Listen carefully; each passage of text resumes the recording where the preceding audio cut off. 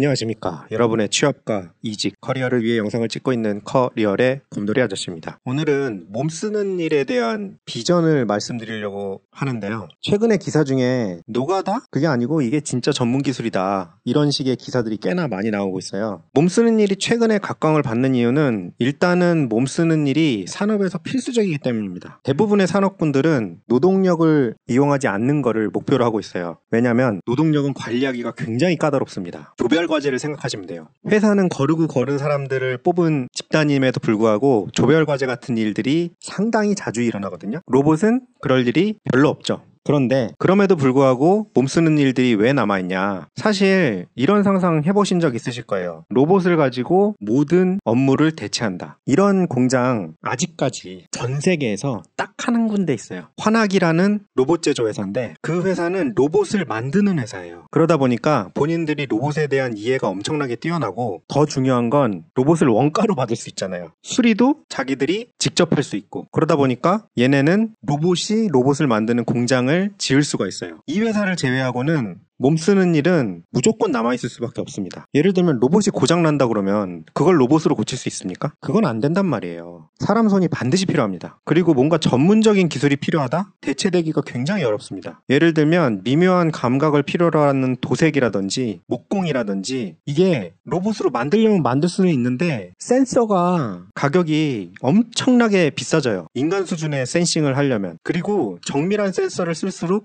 훨씬 고장날 확률이 올라갑니다. 예민하니까요. 그래서 인간을 완전히 대체하는 건 쉽지 않고 몸을 쓰는 일자리는 없어지기 어렵습니다. 물론 조심해야 될 점도 있어요. 손기술이라는 게 솔직히 타고나는 부분이 상당히 작용을 하고요. 숙련도에 따라서 본인이 가져갈 수 있는 돈이 많이 바뀝니다. 왜냐하면 빠르고 정확하게 여러 개를 한꺼번에 하면 돈을 더 많이 가져가는 구조예요. 예를 들면 도배라든지 타일, 전기공사, 방수공사 다 하자를 발생시키지 않으면서 빠르게 여러 집을 하면 돈을 엄청 많이 가져가는 거예요. 근데 이게 손재주에 의해서 결정이 된다고 그랬잖아요. 그러니까 그냥 돈만 보고 들어가서 대충 하고 넘어가면 나중에 하자 보수하느라고 그 시간과 돈이 훨씬 더 많이 들어가게 되고 그럼 적자가 되는 거예요. 그러니까 손재주가 어느 정도 일단 있어야 되고 그리고 추가로 피나는 노력이 필요합니다. 제가 요새 목공 유튜버나 아니면 도색, 타일 이쪽들도 많이 보고 있는데 진짜 예술의 경지에 달한 기술자들이 꽤나 많거든요. 그분들은 진짜 빠르면서 진짜 정확하게 합니다. 근데 그 경지에 오르려면 거의 진짜 최소 2년, 길게는 10년은 해야 되더라고요. 그러니까 몸 쓰는 일에 대한 전망은 저는 충분히 있다고 보지만 본인이 손재주가 있다라고 생각을 하시면 도전을 하시되 이 바닥도 상당히 피나는 노력이 필요하다. 그럼 손재주는 어떻게 확인해 볼 수 있냐? 사실은